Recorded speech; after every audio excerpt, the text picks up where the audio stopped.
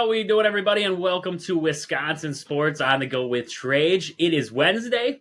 We are here. We are live. We're ready to rock and roll. Austin's back again today, 2 days in a row. 2 days in a row we've had Austin now, so it's been good having Austin back. Austin, how we doing on this Wednesday? Happy Hump Day, Trage. Happy Hump Day indeed. It is a great hump day in the state of Wisconsin. A little bit cool outside, a little bit cold, but yet the sun is shining, and that's what matters. And we got a lot to talk about today. We had the Bucs coming off a win last night. We're going to be jumping into the NFL a little bit today, talking about the NCAA men's, and then also get into a little college football news coming out of the world. So we got to get into that a little bit today. But right away, I want to jump into the Bucs. The Bucs get the 132 to 119 win last night over the Victor Wembanyama-less San Antonio Spurs. They didn't have the big man Victor last night. Played a little bit close with the Bucs. Made it still close in that one. Bucs pulled away early in this one, 44 points in that first quarter. An impressive first quarter offensive showing from the Bucs, and then they kind of settled down after that, and that allowed the Spurs to get back into this thing a little bit. So, Austin, what are we looking at for stats for that game last night? Yeah, starting with the Spurs. Their leading scorer last night was Keldon Johnson. He had 28 points off for them, and then Zach Collins. Yep, he had 22 for them there. Vessel had 17. Barnham had 12, and then Shohan had 9. They had some strong help off the bench. Jones had 10, Jones had 14. Osmond had 10, but besides them, Barlow had 2, Champagne had 2, and I don't even know how to say this guy's last name right here. I'm pretty sure it was the guy. I'm pretty sure he used to be on the Badger or the Bucs out of Greece. I can't remember his last name, but he only had 3 points. So not a strong showing from their bench. Do you know who I'm talking about? Mamuk Lashvili? There you go. Something like that. I don't even know. I know he used to call him. We're gonna call him Villy. Villy. We'll just use the end of it. Well, Villy had 3 points, 7 defense rebounds. But besides that, 8 rebounds total. Besides that, he didn't really do a whole lot for them there. He used to play on the Bucs. I know the Bucs drafted him and then traded him away or whatever. But now when you look at the Bucs, Giannis only 11 points here. He did have 16 assists. He still had a triple-double, so that's amazing. 11 points, 14 rebounds, 16 assists. Middleton had 17. Lopez had 14.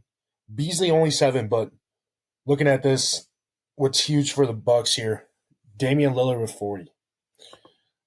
When Giannis isn't having his night, things aren't going Giannis's way scoring. We have Damian Lillard step to the plate, score 40. What I do like from Giannis is those 16 rebounds for him. That's not rebounds, assists. 16 assists for him there. That's huge. You know he's still contributing to the offense, even though he's not necessarily scoring. And then off the bench, Bobby Portis. Bobby Portis has been strong off the bench these last few games. 23 points. He was the main contributor off the bench. Pat Connaughton had 18 minutes, but Bobby Portis had 26 there. 23 points, 10 rebounds. That's double-double off the bench for Bobby Portis. Huge. A lot of players for Milwaukee played in that fourth quarter. So, I mean, we scored 25 points compared to their 34, but, I mean, we had Beauchamp. Thanasis got a minute in there. So that's when you know we had our bench in there for a little bit with Thanasis just getting a minute. Robin Lopez, too. Robin got 2 minutes out there, and then A.J. Green got 2 minutes. Obviously, none of them really did anything. Robin scored a three-pointer. So that's funny to see. But Cameron Payne had 7. Pat Connaughton, 18 minutes, only 3 points. And then Jackson Jr. had 7 points to add on to that. Overall, a good night for the Bucs. Kept them under 120, 119. That's not bad. I mean, it is a Wembanyama-less Spurs team, but considering we've been giving up a lot of points to some subpar teams, I'm considering, that we've given up some points to like the Pistons and all them. 119 isn't bad for the Spurs, and I mean we stand around that average of 132 for our team, so that's good there. It was a team effort. We looked good. We scored 18 18 3-pointers compared to their 9. So we outscored them there. They did have more rebounds than us, which, I mean, when we're shooting the ball as much as we are and they're not, I mean, it makes a little bit more sense. But overall, it was a good team effort, and it was a game that we were supposed to win. I mean, when it comes down to it, playing at the Pfizer, we're 15-2 at home now, 20-7 overall. I mean, they're 2-10 away and 4-22 overall. It was a game that we were supposed to win, and we won it, and that's all that matters. That's all that matters at the end of the day is you take care of business when you have to. The big thing I looked at there with Giannis, like you were saying, only 11 points, but those 16 assists were impressive to see out of Giannis. It was one of those games where he didn't have to do it all, where he was able to just distribute the basketball, and that was going to be good enough night for him, and that's what he did, 16 assists there. They had 34 assists as a team. That's some impressive work right there out of this Bucks team. Damian Lillard, like you said, went off. Beasley, coming off an illness, you didn't expect the greatest of games out of him, but yet it still goes back to, if the shooting slumps continue for him, we really do need to find somebody else for that shooting guard position that could score it a little bit better, I would say. And then, like you were talking, Bobby, another big game there. It's impressive to see what Bobby's been doing as of late here for the Bucks coming off the bench. And then I was surprised, Robin Lopez bangs a 3, no 3 from Brook Lopez. So I never thought I'd see a game where Robin hits one and Brook doesn't. But last night, that held true. Robin Lopez comes in and bangs home a 3. So impressive work there out of Robin Lopez. And the Bucks last night, they got the win 132-119. The Bucks they play tomorrow night, so we will cover that game. We'll talk about that game in the preview tomorrow. But with that, I want to look around the league last night, around the NBA, and just check out some scores from last night. Ja Morant did return to the Grizzlies. He played against the Pelicans last night, had a big shot late in that one to win it for the Grizz. The Bucks got the win. The Warriors beat the Celtics in overtime. That was an impressive win. Steph Curry went off late in that ball game there. I thought it was funny that Jaylen Brown scored on Steph and then did the too small celebration against Steph. And it's like, dude, Steph's tiny. Come on. You're not accomplishing anything by telling me Steph's too small. Whatever. But no, Steph and this Warriors team starting to slowly, ever since I say Kuminga got put into that starting rotation and they put Wiggins on the bench, I think this Warriors team has started to find something. And I think that's what we're waiting to see, was this Warriors team to find another piece. And I think Kuminga is kind of adding that right now in that starting rotation. The Celtics last night, they had everybody. It's not like anybody was out, so you're playing against a fully loaded Celtics team. And this Warriors team they trailed early in this one, trailed for most of it, and made their comeback and won this one late. So that was an impressive win out of the Warriors there last night. And then I just wanted to look, last night, the Trailblazers beat the Suns. I did not expect that one. Trailblazers go and they take care of the Phoenix Suns. I wonder if everybody was there. Booker played. Looks like Durant played in that one. I do not see... I know Bradley Beal got hurt recently. Yep, I did not see Beal in here. Grayson Allen plays for the Suns now, huh? The more you know. There he is. He starts for the Suns. Yep, Grayson Allen plays for the Suns. And Nurkic did play. So they were without Bradley Beal, but still, losing to a Trailblazers team that's kind of undermanned. DeAndre Ayton goes off for 16 in that one. Simmons had 23. Sharp had nothing. Grant had 22, and Trailblazers took it to the Suns and took care of business last night. So DeAndre Ayton's impressive games there. Revenge game night. There. Revenge game. That's what I was just thinking. A little revenge game for DeAndre Ayton. Can't believe that they actually pulled off the win there. Tonight, we don't usually go through the NBA, so we'll go through our picks for tonight's games. Right now, we have the first game of the night will be the Jazz and the Cavs. It'll be in Cleveland. I'm going to take the Cavs to win that ball game. Yeah, I feel like this is pretty equal teams here. I'm gonna go the Cavs as well, just because it's in Cleveland here. We got the Cavs winning that one. Next up, Pacers and Hornets. I'm gonna take the Pacers to win that one at home. Yeah, Pacers. I like the Pacers. I'll take the Pacers at home. Interesting matchup there in Orlando. The Magic taking on the Heat. I'm gonna take the Magic. They've been playing some good basketball as of late. I'm gonna take the Heat. I'm gonna go Heat on the road here. Heat on the road. Can you really count it as on the road because it's like right True. up the road? Yeah, true. Next up, we have the Timberwolves taking on the 76ers. That could be a good ball game right there. I think the Timberwolves win that game in Philly. I'm going to take the win on the road there. A couple years ago, I would say Philadelphia here, but Timberwolves are looking good this year. I'm going to go with Timberwolves. Next up, we have the Knicks taking on the Nets. That one will be in Brooklyn. I think the Nets are going to surprise the Knicks in this one and take care of them. Give me the Knicks on the road. Once again, another team is it really on the road? Not really, yeah, but right down the road. We're just getting right across the pond there. Next up, we have the Nuggets taking on the Raptors. I'm gonna take the Nuggets to win that ball game. Yeah, I'll go Nuggets. They got Jokic. They got the Joker over there. They got the Joker. Next up, we have Lakers and Bulls. I'm gonna take the Lakers to win that one in Chicago. I feel like this is one that the Bulls could win at home here. Maybe the Lakers are still feeling high off that in-season tournament win. I just saw they put the banner up, but I don't think the Bulls are that.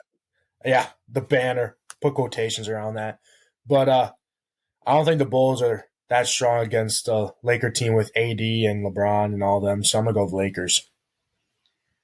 Next up, Rockets and Hawks coming in from Houston. I'm going to take the Rockets. I think the Hawks might win this. They got Trae Young and all of them. I don't really know what the Rockets have. I know that the Bucks beat them, so they can't have that many good players. But I think the Hawks are going to win this one. Hawks winning it on the road. Next up, Clippers and Mavericks. That could be a good game from Dallas. Clippers have been playing some good basketball as of late. James Harden finally starting to click with everyone else. I'm going to take the Clippers to win that one on the road. I'm going to go Mavs. They got Doncic and probably some other players I don't know, but I know they got Doncic and it's at Mavericks, so I'm going to take the home team. Next up, Celtics coming off a loss to the Warriors, taking on the Kings. That could be a good game. I think the Kings knock off the Celtics again. I think the Celtics lose 2 in a row here, going to Sacramento. I'm going to take the Kings to win that one. I think the Celtics are mad that they lost, and I think they're going to come on the road against the Kings and take it to them. There we go. So that's our NBA slate for the night for tonight here coming up starting at 6 o'clock is the first matchup there between the Jazz and the Cavs. But with that, I want to talk about Home Team Century 21 Gold Key Realty. Call Peggy, Sue, or Anna to find your dream home, or if you're looking to sell. If you're looking to sell or buy this time of year, trust the ladies down there at Home Team Century 21 Gold Key Realty. They'll be able to help you find your dream home or sell your home to relocate. Find them on Facebook at Home Team Century 21 Gold Key Realty or stop in to see them in Marshfield at their location. But with that, I want to jump over into the NFL. The NFL MVP race right now is starting to heat up. Right now, I was just looking around this morning, and there's a lot of talk about who's in there right now. And the number one guy, Brock Purdy.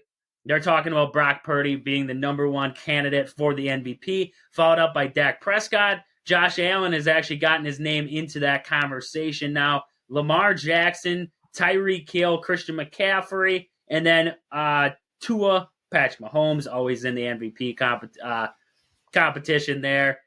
After that, there isn't really anybody who's, pressing right now, showing off their skills. So right now, it looks like I would say with my best bet, I'm thinking that Brock Purdy is looking like the odds-on favorite. He's got about 3,795 passing yards, 29 touchdowns, only 7 interceptions, and a 76 QBR, 138 rushing yards, and 2 touchdowns.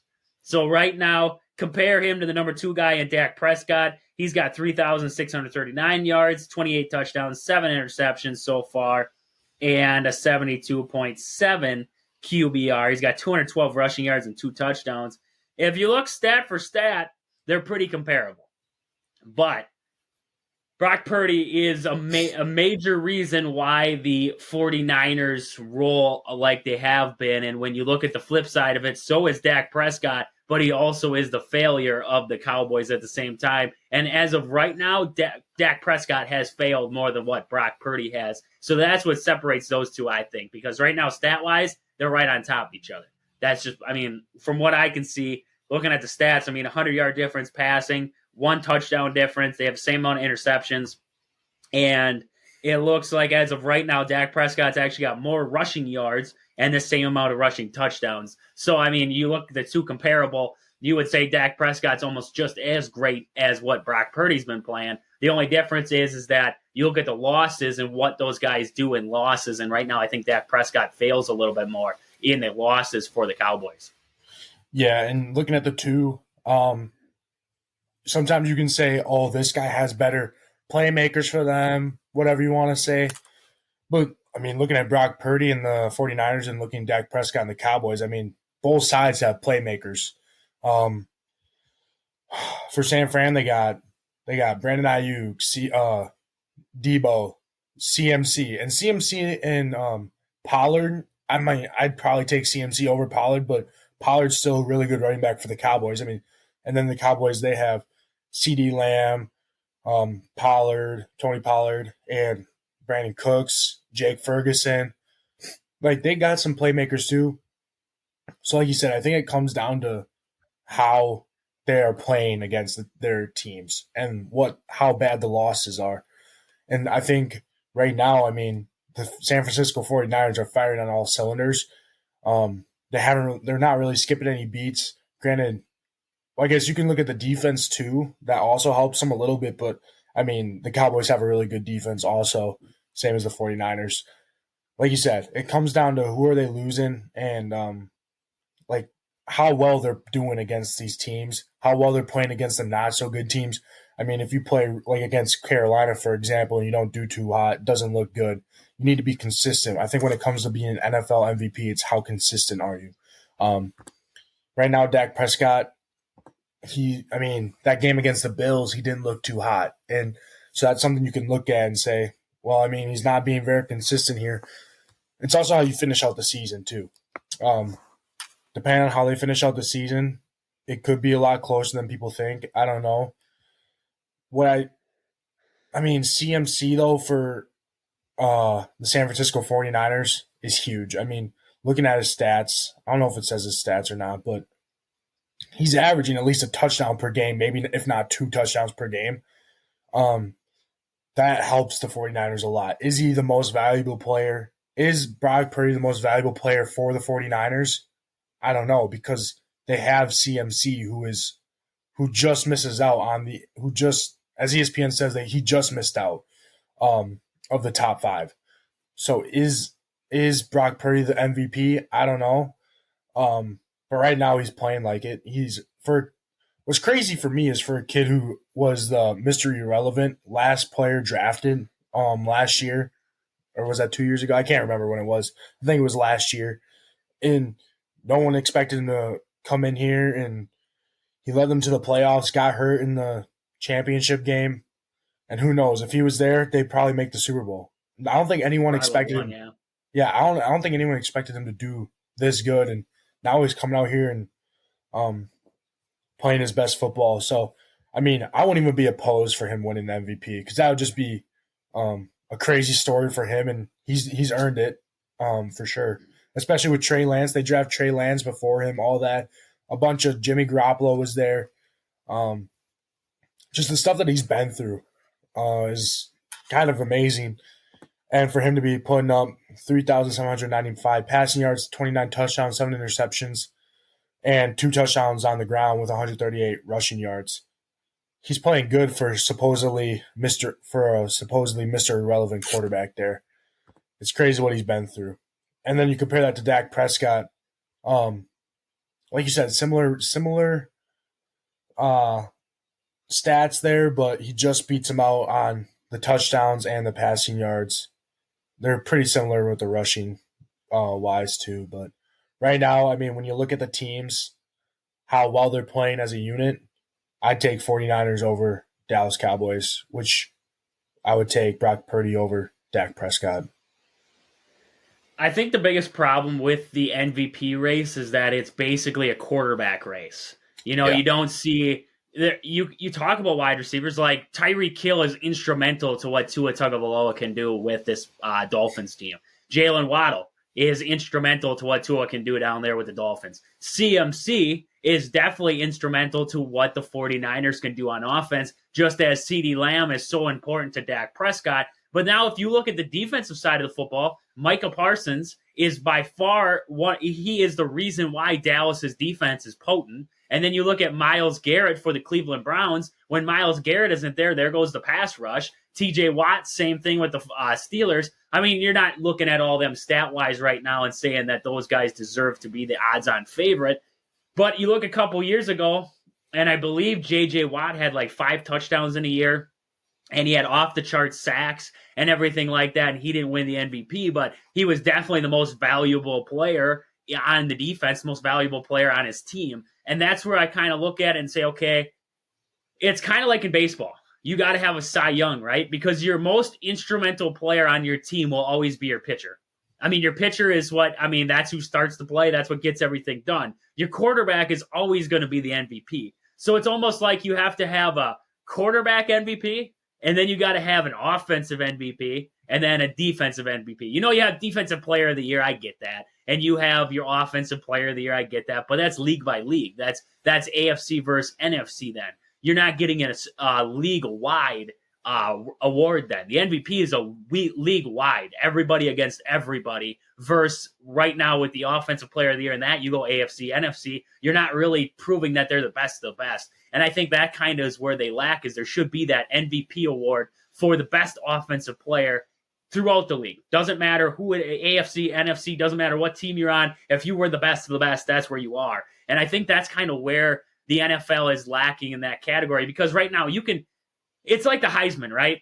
Whenever we look at the Heisman race for college, look at this last year. You could have said that, what was his name? Harrison Jr. Was that his name from Ohio State? I'm pretty sure. Marvin Harrison Jr. from Ohio State. You could have said he was the MVP, because you look at Ohio State's offense when Marvin Harrison Jr. didn't play good versus when he caught a touchdown pass or had over 100 yards. Ohio State was phenomenal. And then when he sucked, Ohio State sucked. And, I mean, you look at that difference, you can say, okay, Marvin Harrison was an MVP. But when you put him up against 3 quarterbacks, and Bo Nix, you put him up against Bo Nix, Michael Penix, and Jaden Daniels, he wasn't going to win. I mean, he wasn't even in the top 3. He was the 4th place finisher, and yet he was one of the best players in college football. He will be drafted like he was one of the best players in college football. And yet, when it comes to that league award for the best player overall, that MVP award, he wasn't even really in the conversation. He was in the conversation, but was he? Was he really in there, or they just throw his name on the ballot and say good enough? I mean, that's basically what it is. We don't see many running backs win it. It's always quarterback.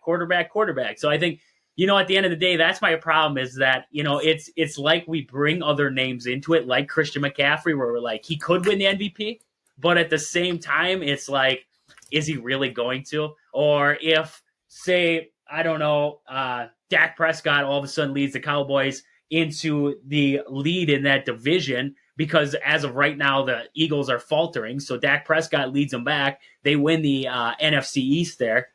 You could see Dak Prescott winning the MVP for that simple reason. And that's where I'm kind of like, okay, but Christian McCaffrey, like you were talking earlier, before, I believe, 2 games ago, he had a touchdown in every single other game. And then this one, he couldn't score a touchdown. But that's impressive. That's impressive work. He has games of over 100 yards rushing almost every day when he's out there. And I think that is what separates him to be an MVP race, but he never has a shot because he's going up against those quarterbacks. Yeah, and I'm just looking at a list here, and just going back to 2000, there's only been 4 running backs that have gotten the MVP nod, and that's Marshall Faulk for the St. Louis Rams in 2000, Sean Alexander in 2005, running back for Seattle. The next year, 2006, LaDainian Tomlinson was a running back for San Diego Chargers. And then the most recent one in 2012, running back Adrian Peterson for the Minnesota Vikings. So the recent one was, 11 years ago? Almost going to be going on, well, technically 10 years ago. But But since then, the rest have been quarterbacks. I mean, you got names like Peyton Manning, Aaron Rodgers, Tom Brady, Patrick Mahomes. I mean, Aaron Rodgers was MVP 3 times within the last 10 years. Um, so it is sad to say that it's pretty much a quarterback. It's pretty much a quarterback award there. And you don't even see wide receivers in here. It's um, I mean, the first going back to 1986, Lawrence Taylor, linebacker, New York Giants. So that's the last time a defensive player has even been chosen. 1986, and heck, that could be. Oh man, this one's crazy. This isn't really a stat. This could not a stat on this day, but this could be a stat of the day. Um, in 1982, Mark Mosley, place kicker for the Washington Redskins, won the MVP award. A place kicker. That was in 1982. And then, like I said, Lawrence Taylor in 1986. But besides that, it was pretty much offense award for mainly a quarterback. And then we see a couple running backs spread out in there. The thing I've never gotten is, so we have the MVP, and it mainly goes to an offensive player. And I'm pretty sure this is what you were kind of going along with. And then we have the offense, the best offensive player. Well, I mean, if an offensive player is that most valuable player, wouldn't you think that they'd be also the best offensive player that would get the award, offensive player of the year? I don't get why. I don't get why we have that there. I mean, it kind of doesn't really make sense. And I'm guessing it's because, well, since the MVP is always a quarterback, we got to give the offensive player of the year award to a non-quarterback. That's kind of what makes it up for it. So what happens if we don't have a quarterback for the MVP award? What are you going to do? It's probably going to go to a quarterback for the offensive player of the year award. It just mix and matches. And then we got the defensive player of the year who kind of just gets his award. And I mean, that seems like that's the top. That's like all you can get. You're never gonna get the MVP just because the voters don't vote like that. And I don't think the voters see, like, what's that guy for the Cowboys who has what, five pick sixes or something? He has like, yeah. I don't know what his name is. Is it Diggs? Is it Diggs? It's not Diggs. It's I don't know his name, but if you find that, chime in. But that's crazy that a defensive player can score five interceptions for touchdowns, which is, I mean, he's tied for the record. If he gets one more, I'm pretty sure then he breaks the record. That's just crazy that a cornerback can do that, and not even. I mean, I'm sure he's in the defensive player of the year race, but not even being mentioned in the MVP race is crazy. Darren Bland. That's his name. Darren Bland. He actually set a new NFL single season record with his 5th pick six of the 2023 season. Yeah. So setting a record is crazy. And then he's not even going to be mentioned for an MVP, which granted, I mean, you look at some of the games and he does give up a lot of yards. So that could probably play into a factor with that. But yeah, like you said, it's mainly a quarterback award. And it probably will always be pretty much a quarterback award until we see. I mean, I know when Aaron Rodgers won his, I don't know if it was his most recent award, MVP or the year before that, where Derrick Henry had like over 2,000 rushing yards. And I don't even know how many touchdowns. I think he was the next closest to getting it. And when Aaron Rodgers, then Derrick Henry. And it was like, depending on how Aaron Rodgers plays these last few games, then he'll probably get it. And then if he slips up, Derrick Henry will probably get it. And then Aaron Rodgers ended up doing fine and getting the award. But I'm pretty sure Derrick Henry is the most recent running back to be close. I think CMC should be up there in the discussion for sure. Just because, I mean, look, he's finally played a full season of football. Hasn't gotten hurt yet. And he's putting up numbers that we thought that CMC would be able to put up. It's just Brock Purdy is the quarterback of that same team that he's on and putting up just as good of numbers because the 49ers offense is insane. So, and then to talk about the Heisman, I mean, we saw Devontae Smith, he won it a couple years ago. So I feel like in the Heisman, we see a little bit more of diversity of running back, wide receiver, and quarterback. And heck, even I forget his name, but he was an offensive lineman for Ohio State. I mean, even Ohio State offensive lineman was in the race for a Heisman because of how dominant he was, and obviously he wasn't going to win it. But just to see the difference of the players in the Heisman compared to MVP, that's what I think what makes college so special compared to NFL. They're definitely in the race. To me, it's just you could argue that they are the most valuable player, but they never are up there in that most valuable player talk. That's my biggest problem, is that they spread it out diversely a lot better, where they allow running backs and wide receivers to be in there. But I mean, look at how many good Wisconsin running backs have gone to the Heisman race there. I think wasn't Melvin Gordon in there at one point, and then they had Jonathan Taylor in there, and neither one of them, you look at the seasons that they had in those seasons, and it was like, oh, that numbers jump off the chart at you. And there was other great players in those seasons, but at the same time, it's like you always get snubbed by a quarterback, it seems. So it's one of those things that kind of sucks to see, and it's in the NFL majorly right now, because like you were saying there, if Christian McCaffrey wins the Offensive Player of the Year and he's on the same team as Brock Purdy, then why was Christian McCaffrey not in the talks for the MVP if, he didn't receive any votes for MVP, but all of a sudden he's the Offensive Player of the Year? That doesn't make sense to me. And like you're going off of the defense there, it's Lawrence Taylor. I mean, he had a phenomenal year when he won the MVP. Myles Garrett's having a phenomenal year for the Cleveland Browns. So is Micah Parsons with the Cowboys right now. Even looking at, a guy setting a record with 5 pick-6 in a season, that's impressive.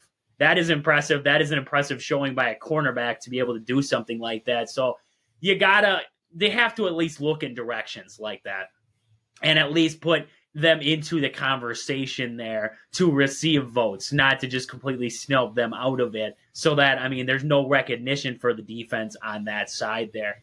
It's a quarterback-driven award. We know this. It's going to stay like that. There's nothing we can do about it. We just sit here and talk about it. So that's basically what we're going to do.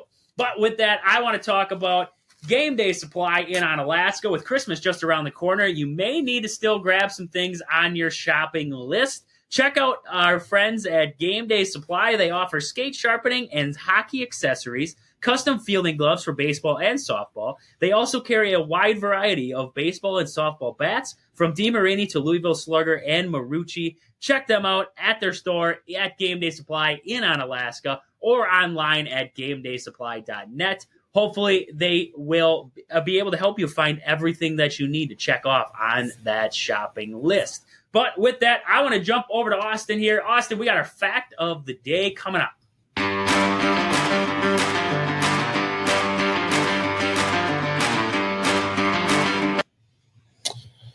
On this day in 1921, the American League in the MLB votes to return to the best-of-7 World Series, while the National League voted for a best-of-9 series. The commissioner, Kennesaw Mountain Landis, casted the deciding vote for best-of-7. So that's kind of where we are now. I never thought that that would be kind of crazy for a best-of-9. That's a lot of baseball games.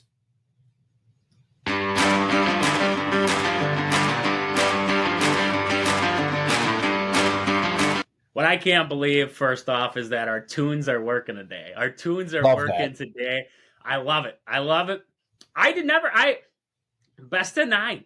That's baffling. Couldn't a best of 9 series. You got to win 5 games against a team in a stretch of 9 games.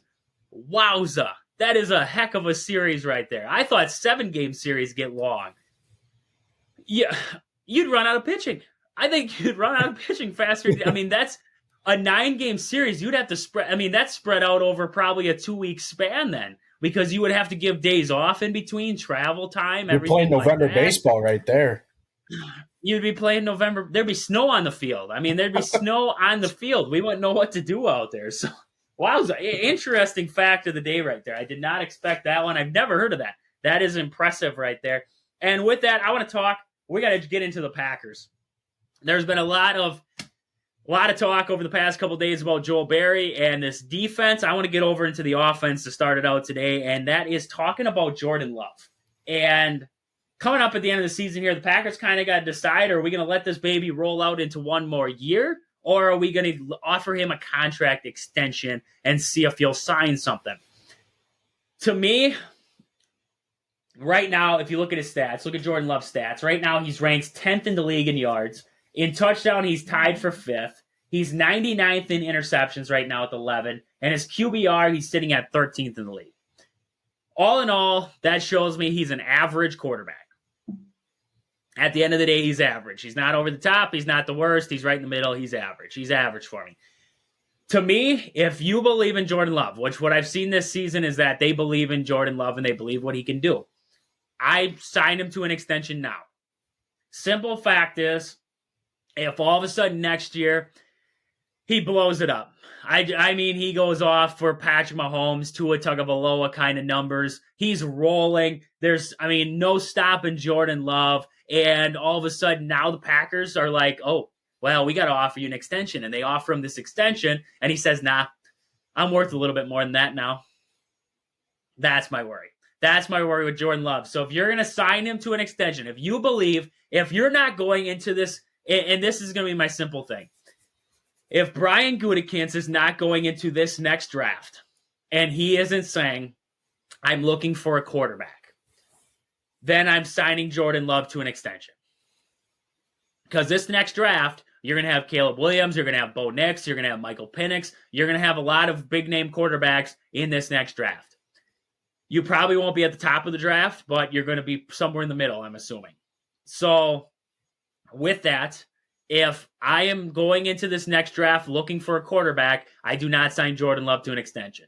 If I am going to ride it with Jordan Love, if I'm going into this next draft and I'm saying I need wide receivers, I need a new running back, I need defense, I need everything else but a quarterback, sign him to an extension now.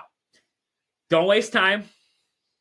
Don't make it silly on yourself. Sign him to a small extension. Give him a bonus if he goes over a certain amount of yards, if the Packers win a certain amount of games, if he throws a certain amount of touchdowns, if he throws, and make him pay back if he throws a lot of interceptions too. Put that in there too, that he's got to pay money back if he loses, if he starts throwing picks. You get fined. Every interception you get fined. Anything over 10. Anything over 10, we fine you $1 million per interception. You want to see a guy figure it out fast, he'll figure it out fast. No, they won't put that in the extension. But I would sign him to a small contract with bonuses put into that if he goes over thresholds throughout the season.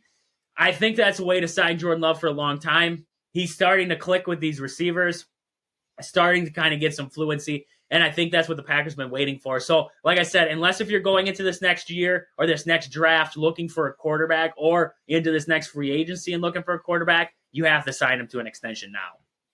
Yeah, and that makes sense. You're going to get better bang for your buck there. You got to be able to see the future right now. If you think that Jordan Love is there, sign him, and he's not going to want as much money because he knows that not a lot of teams are looking for. Unless if he wants to go to Carolina, heck. I don't really know about that, but considering he's the most average. Not the most, but he's a pretty average quarterback. His stats are about.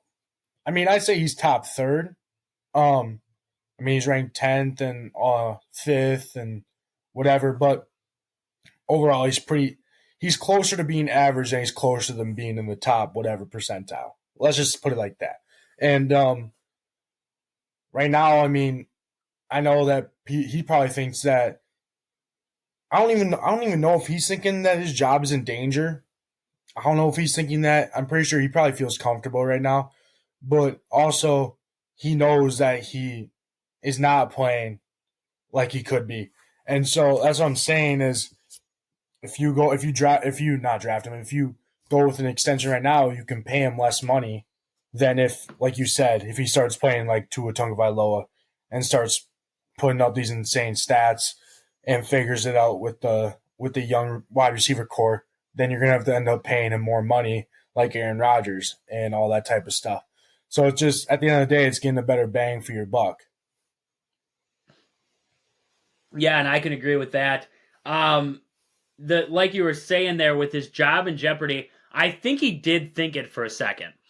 When Brian Gutekunst came out and he was talking about, he said that these next 10 games, he talked about midseason when the Packers were still sucking. And he said these next 10 games are going to show us everything that we need to see. I think at that point, that's when Jordan Love turned it on, where he kind of turned a corner in the season and said, I got to start playing now. I got to start playing for my job now, because early on I thought this was a trial run year. And now that we're sucking, my GM is now saying that, hey, we might be in the top 5 of the draft this next year. We might be looking at getting a quarterback with that top 5 draft pick. So maybe my job's in jeopardy. So I think he did turn it on then. I think now, like you're saying, he does feel a little bit more comfortable that everything's starting to flow.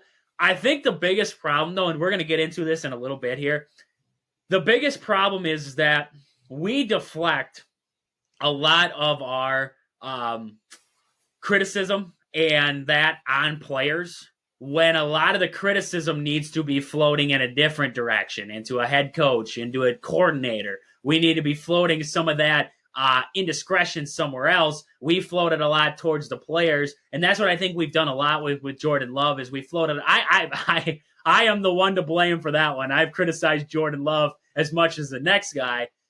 Sometimes worth it. Sometimes you do need to be criticized, and he does need to be criticized. I'm not saying he doesn't, but I think at times we pointed in the wrong direction with that criticism. You think if you put the right offensive mind with Jordan Love, if you give him Kyle Shanahan's offense out there with the 49ers, having Brock Purdy, you give that to Jordan Love, you put Jordan Love with that offense, Jordan Love probably looks like an all-pro freaking quarterback who's up for the MVP award right now.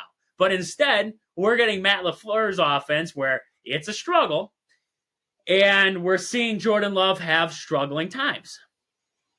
Nothing he can do about it. He's running the offensive sets. He's running the offensive plays. He's going through his progressions, and he doesn't seem to have the backup for it right now. And I think that's kind of the problem that we're seeing with Jordan Love and why we're not seeing him explode. And that's why I think at the end of the day, I think the Packers need an offensive coordinator in Green Bay that calls the plays. I don't want to see the head coach, Matt LaFleur, calling plays anymore for Green Bay. I would rather see an offensive coordinator in there who can help Jordan Love and work with Jordan Love in that essence. Yeah, the Kyle Shanahan point was good because, like I said before, Brock Purdy drafted last in the draft. No one expected him to do anything. And when you look at the offensive corner, it's like, how do I make this guy succeed? How do I make this guy make the plays for us to win? And I think Kyle Shanahan was good at that with Brock Purdy. And now you look, Brock Purdy's is leading the MVP race. When you look at Matt LaFleur, is he putting Jordan Love in the best situation sometimes? I don't know. Yes, Jordan Love does miss throws and all this. And I mean, sometimes they are bad, but also some of the play calls that we're calling is questionable. And you got to look at that and direct some hatred onto the coaches, not just Jordan Love, like you said. And I don't know. I feel like as a head coach, when you're a head coach and you're calling the plays, I feel like it's tough for you to give up that job. I mean, you've done it all your life, not all your life, but you've done it for a significant amount of years, and now you're the head coach. And I don't know if Matt LaFleur is going to be the type of guy that's like, oh, I'll just hire an offensive coordinator and I'll let him do the job that I once did, and he can do it better. I feel like that's a shot to the dignity right there. And I don't know if a head coach would want to be able to do that. I think right now the offense isn't terrible. And, I mean, we said this before, and we might talk about it a little bit later. I don't think we should be finding an offensive coordinator. I think we should be finding a defensive coordinator right now. And you'll probably get into this, but I think that's where most of our attention should be inflicted on right now is find a defensive coordinator first. Because we've seen Matt LaFleur do good, obviously, with Aaron Rodgers, and Aaron Rodgers is going to make any offense look good. And we didn't see that with the Jets because he's hurt. But I think if Aaron Rodgers is playing for the Jets could be in a lot more games than if they have Zach Wilson, obviously. So we've seen what Matt LaFleur was able to do with Aaron Rodgers. Now we're seeing Matt LaFleur try to coach a younger guy, and trying to see him succeed.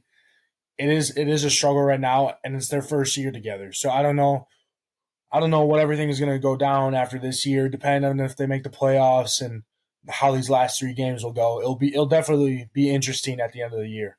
But I think they need to be focused on somehow finding a better defense and defensive coordinator to be exact before an offensive coordinator. That's my opinion, though. And we're going to get into that here in 1 second. First, I want to talk about Pittsville Farm and Home Center. At the store, they serve you anything from hydraulic hoses to red roses. Stop in and see the awesome crew down there at Pittsville Farm and Home this holiday season. They got snacks, they got goodies, they got all the tools that you could possibly need down there at Pittsville Farm and Home. So check them out on Facebook at Pittsville Farm and Home Center or at their location in Pittsville, right off the main drag there in Pittsville, Wisconsin. But with that, I want to jump over. We're going to stick with the Packers. We had yesterday, here's my problem with Matt LaFleur.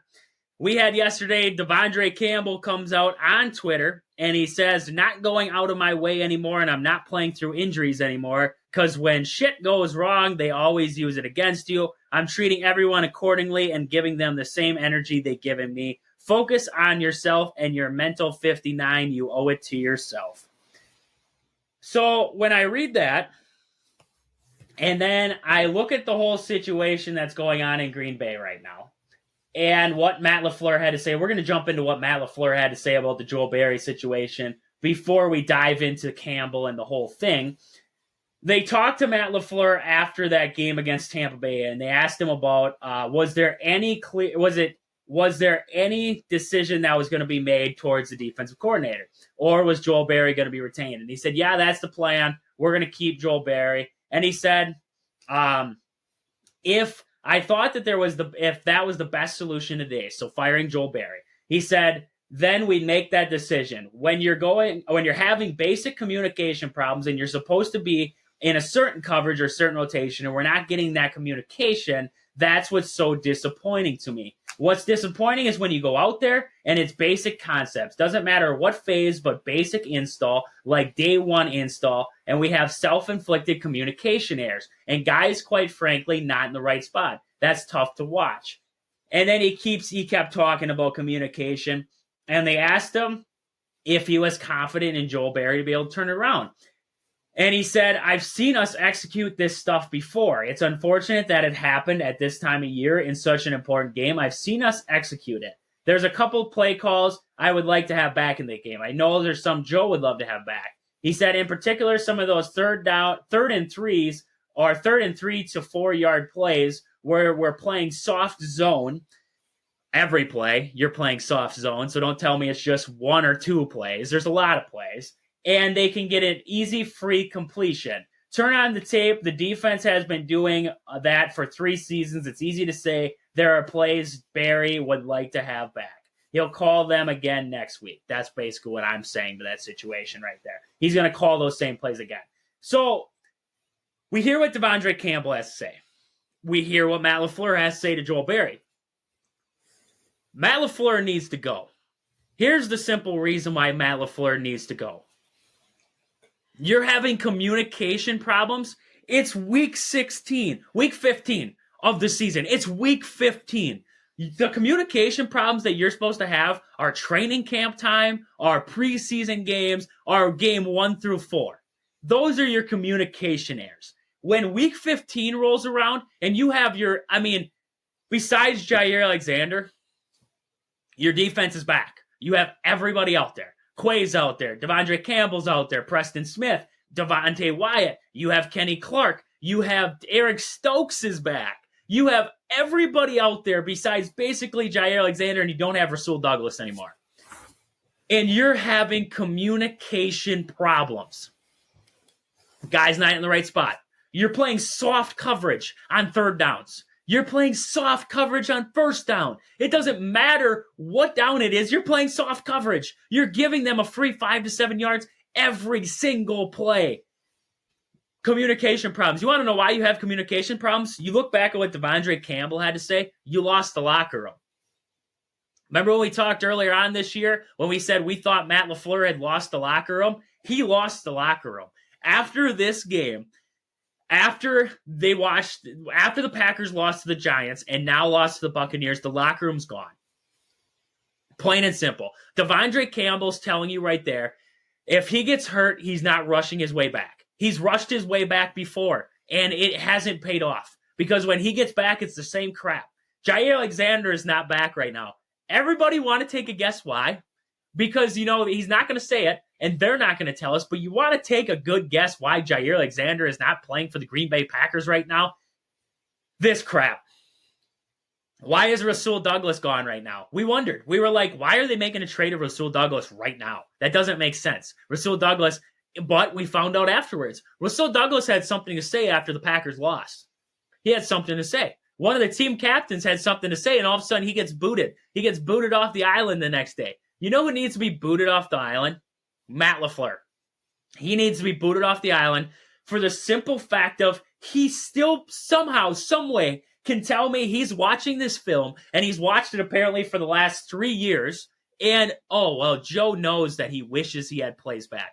And how many times do I have to hear Matt LaFleur tell me, we were in the right set, but then we got outcoached in this one. We got outcoached. If you're constantly coming up with the excuse that you're being outcoached, that the other team is coaching better than you need to go. Because if you're getting outcoached, your players don't know what to do. You're putting them in the wrong positions. You just talked about it before with Jordan Love, right? You said, we don't know if Matt LaFleur is putting Jordan Love in the best position to succeed. If Kyle Shanahan was with Jordan Love right now, Jordan Love would probably be the odds-on favorite to win the MVP. That's just plain and simple how it is.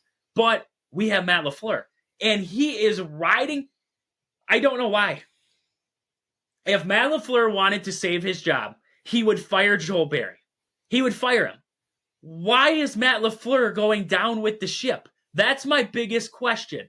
Joel Barry sucks. We know he sucks. Everyone outside of the walls of Lambeau Field knows Joel Barry sucks.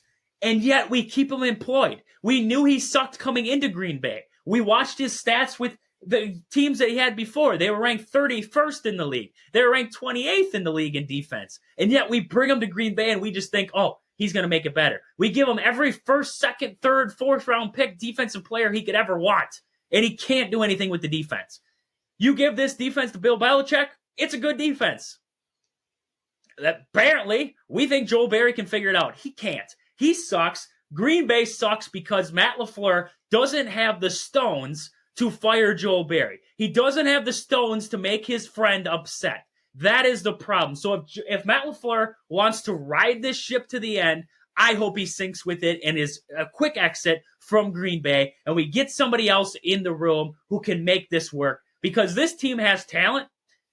Matt LaFleur and Joel Barry are squashing the talent. Matt LaFleur isn't in charge of that defense. I can't say that he's completely squashing the team, but in the reference to Matt LaFleur squashing the team on defense is the simple fact of how bad we are watching Joel Barry in this defense play. And yet, Matt LaFleur sticks up for it. I don't want to hear him say in another press conference, I'm going to go back to the film and we're going to figure things out. Because you told me that week 3. You told me that week 4. You've told me that every game that we've lost this season that we're going to figure it out. And yet, the same crap happens again. Soft coverages, zone defenses, and Devondre Campbell is, I can't even blame him. He's upset after that game. He's lined up on Chris Godwin. Chris Godwin, a wide receiver, and you have Devondre Campbell on him multiple times. I get once. If it happens once, something happens in the coverage once, and all of a sudden you have Devondre Campbell on him and it wasn't supposed to happen, and you fix it afterwards, great. It wasn't fixed. That's the problem. It wasn't fixed. And Joel Barry can't fix this team. He sucks. And if Matt LaFleur can't grow a pair and fire his buddy, he needs to walk out the door too. That's all I got to say on this. Well, I got more to say, but I'm going to let you talk on it a little bit here because I want to hear what you have to say. Well, Trage, you kind of said everything there. I don't really know what to talk about because you point out everything. What you said, it does shock me knowing that Matt LaFleur knows that Joel Barry is not good and he still continues to keep him around and he's trying to stick up for him. And you said that everyone outside of the Green Bay walls knows that Joe Barry sucks. And heck, there's people inside the Green Bay walls that know Joe Barry sucks, including Devondre Campbell and probably Jair Alexander, which makes a lot of sense why he's not rushing to come back here. And also why we might not even see Jair Alexander after this year because I mean, if he speaks out about something, we'll probably trade him too. Who knows anymore? It shocks me that we want to defend this guy so much, but I mean, you look at our defense on paper, you look at our defense on film, it's not good. It's just plain out. It's not even NFL. We look like the 0-17 Browns right now. Our defense looks like they can't even do anything, and it's our coaches putting them, setting them up for failure. Obviously, a wide receiver is going to get a first down or close to a first down when we play off of them every single time, especially when it's 3rd and 1. 3rd and 1, yeah, let's play off of them. I wonder what they're going to do. A curl, out route. I mean, I'm in college football, D3 football, and I know that's going to happen because teams do that in D3 football. It may be D3 football. It's not D2. It's not D1, but it's college football, and we be doing the same thing. So what do you think is going to happen in the NFL? Well, there's a lot better, smarter coaches there than in college football, and the fact that you're getting outcoached by that is crazy. It's crazy. And heck, when you don't have a defensive run game, even you can do anything you want against the Green Bay Packers, and nothing's gonna stop you. You're not gonna be able to do anything. And then you're expecting Jordan Love to go out there and try and play from behind every single game. And then people are like, "Oh, Jordan Love, why do you suck?" Because this man has to throw the ball every single play because there's no other choice. There's no other choice for him because we're playing down by 10, 15, 14 points. It's collectively very poor group right now. And this is something I've never seen from the Green Bay Packers. I think we've been very fortunate throughout these past few years to have a semi-coherent defense and then a player like Aaron Rodgers and Devontae Adams and Aaron Jones and a really good offensive line. We've been very fortunate. And now we're seeing what it's like to be on the opposite side. We're seeing what it's like to be on the opposite side of a downhill organization. And it's crazy how we're saying this, and they're still like 6-8. I mean, they're still somehow in the playoff hunt, and we think the world's going to end because our Green Bay Packers are playing like crap. But that's just the expectation here for Green Bay. That's just the expectation for Lambeau. If you want to coach here, you coach a winning team. You don't coach a bunch of bums and then stick up for not coaching a bunch of bums, but coaching a team like this. And then sticking up for your defensive coordinator, who everyone knows should not be a defensive coordinator, let alone be in the NFL anymore as a coach. So, I mean, you said everything pretty much to a T. And I feel like I alliterated it about the same. But overall, if Joe Barry needs to go and Matt LaFleur is sticking up for him, yeah, I don't know. I don't know about Matt LaFleur's existence at Green Bay. You wonder at the end of the day how much pull Aaron Rodgers had in the room in Green Bay. The decisions making, when they made decisions, didn't matter if it was on the defensive or offensive side of the football. You really wonder how much pull Aaron Rodgers had because of how disorganized it is now versus what it was when he was still there and he was in tune to what was going on. Not in that last season in Green Bay, not that Aaron Rodgers, but before that. That's what you kind of wonder if this team was a little more organized because of the guys they had in the room. Also, the defense, Zadarius Smith, when he was there, he had that, he was that leader on that defense. And then they got rid of Zadarius, walked away, and the defense kind of got disorganized again. So you wonder if losing kind of veteran leadership like that. Now, Rasul Douglas, another veteran leader on this defense, you trade him away, the defense gets disorganized again. I mean, they started to play a little bit better there. I think the biggest problem is I was okay when the Packers were falling because every week we just kept saying we wanted to see them improve. And now they went through the gauntlet of the schedule and played the Chiefs and the Lions, won both games, and won 3 in a row. Should have won 4 in a row because they should have beat the Steelers in that stretch too. And I think that's the biggest problem, is that they went through that stretch where they started to play phenomenal football and they beat some good teams. And it was like, great, here we are. Now we got this Packers team back. They're in the playoff hunt. And now you see this crap again. The community, how do you go through 2 straight games against teams like the Lions and the Chiefs no communication problems, but now you get into a game against the Giants and the Buccaneers and you have communication problems? That's a ridiculous excuse that is being made by Matt LaFleur. We're hearing excuse after excuse, and that is the biggest problem coming out of Green Bay. So we're going to get into this a little bit more as the week goes on, as we cool our jets and we can get level-headed and be able to understand what we're really thinking about what's going on in Green Bay. But it's a mess. It definitely is a mess right now. I don't think we will. I think we need the offseason to get level-headed. But with that, I want to talk about the NCAA men's schedule for tonight. A couple of big games coming up tonight here. We have number 10 Baylor taking on number 21 Duke.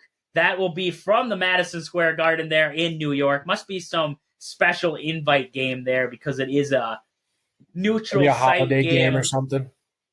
I'm thinking so. I'm going to take in that one. I think Baylor is going to bounce back and beat Duke. Baylor coming off a loss there, a very bad loss to Michigan State. But I do believe Baylor will beat Duke in this one. I'm going to go Duke because of that bad loss that Baylor had against a Michigan State. Next up, we have the Jumpman Invitational. That's coming up from Charlotte, North Carolina. We have number 11 North Carolina taking on number 7 Oklahoma. I think North Carolina gives Oklahoma their first loss. I think they give them their first loss tonight. I was thinking the same thing. I think North Carolina, even though they lost to Kentucky, they're still a very quality team. And I don't know a whole lot about Oklahoma. Oklahoma could be a very good team for all I know. But I think North Carolina is going to be able to win this one. A couple other interesting matchups. We got Villanova taking on number 12 Creighton in Omaha. I'm going to take Villanova to pull off the upset against Creighton. I think Creighton's going to win this one because it is at Creighton.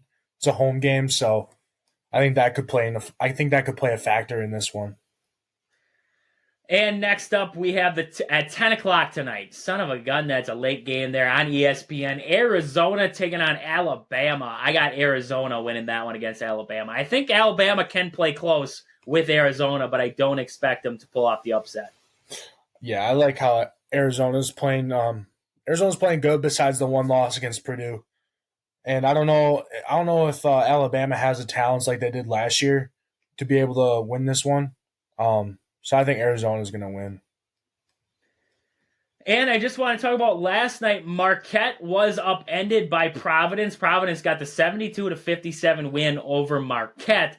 Providence now has beat Wisconsin and Marquette. So Providence playing some pretty good basketball this season here. Marquette faltering a little bit.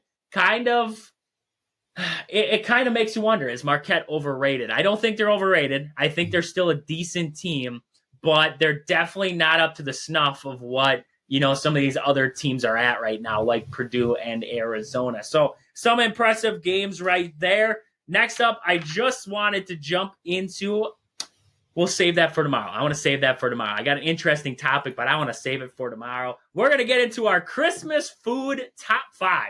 We got our top 5 Christmas foods. We got to be talking about them. Yesterday, I went first, Austin, so I won't go first today. You can go first today, thinking of your top 5 Christmas foods that you need to have.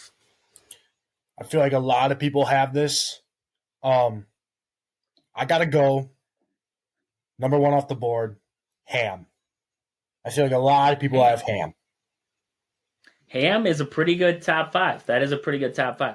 I am going to have to say that you have to have a pretty good mashed potato to go with whatever meat you are having at your Thanksgiving. So I'm going to go mashed potato in my number 1. My number 2, give me the green bean casserole. Got to get your greens in there. So green bean casserole. That's a solid one. I love green bean casserole, actually. It's one of my favorites. Green bean casserole. I am going to have to go with the classic. I'm going to have to go with the classic. My grandma makes this Snicker salad. It's got whipped cream, Snicker bars in it. Son of a gun, is it phenomenal? I'm going to go with the Snicker salad. You got to have a little bit of Snicker salad in there. Yep. That's a good choice, actually. That is a good choice. I'm looking on this list here, and I don't know half the stuff that they have on here. And I'm just trying to think, what do I have at Thanksgiving? Not Thanksgiving, Nothing crazy Christmas. like nothing. Not Crazy Thanksgiving. like We're you see past online. Thanksgiving. And maybe I can find another list here to help me. I They mean, throw up some crazy stuff. I'm looking online too because I just wanted to see what you were looking at. And son of a gun, I think my Christmas palette is very small because I'm looking at some of the things that these guys are having. It's like, holy crap. yeah. I mean, just based off of, this is more like a Thanksgiving thing, but I've seen it on 2 lists here. I'm gonna go sweet potatoes. Sweet potatoes. That's a solid one. You got it. Sweet potatoes are a good side dish to have at Christmas time. I think I'm gonna have to throw in a classic here. Everybody has a nice turkey on Christmas. I think I'm gonna have a nice turkey on Christmas. So I'm gonna go turkey in there at my number 3. It's a good one there. My number 4, my grandma makes a nice little pistachio salad. I don't really know how to explain it. It's kind of like the Snicker salad, but it's pistachios, and they got marshmallows in there with it's like whipped Oh, cream yep, too. yep, yep, And I don't know yep. exactly what it's called, but it's good. I like it. I eat a lot of it, and so that's my number 4. See, it could be just a Wisconsin thing too. I don't know how many people eat this. It could be a Greenwood thing for all I know, but we eat a lot of it, so it's good. Interesting take right there. I like it. I like pistachio salad myself. I am going to go with, you got to have deviled eggs. I like me a good deviled egg during the holiday. I think a good old deviled egg is where to go. That's a good one. For my number 5, it might be simple, but give me the Hawaiian King roll. Some good old Hawaiian King rolls from Walmart. You got to have some nice biscuits. You got to have You some gotta nice have biscuits biscuit on or Christmas. roll or something.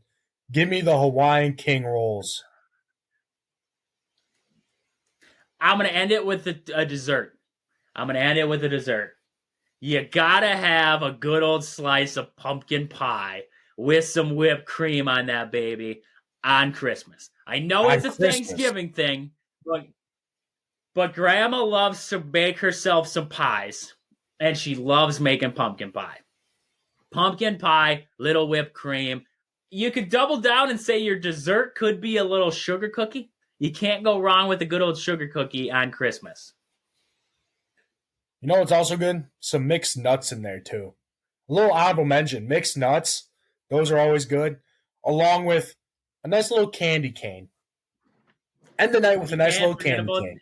Yeah, a little candy cane to end the night while eating mixed. That's a bad combo right there. Mixed nuts and candy canes. That'd be gross. Gross combo right there. But we are getting ready for the Christmas season. We'd love to hear what you guys have on your Christmas. We know we were just talking there. Maybe those are all Wisconsin things that we have on Christmas. I know a lot of people, prime rib is a big thing to have on Christmas. I don't know. There's a lot of side dishes that people love to have on Christmas. We'd love to hear about them. Message us on Instagram at Wisco Sports on the go. Check us out on Facebook, Wisconsin Sports on the go with Trade. Check us out on TikTok. We got TikTok now. We're rolling through TikTok. We got Wisconsin Sports on the go. So check us out anywhere. Comment, message us. Let us know your Christmas meals. And we would be very interested to hear what everybody loves to have on Christmas. But with that, this has been Wisconsin Sports on the go with Trade. Thank you guys for listening. We'll catch you guys back here tomorrow. But until then, deuces.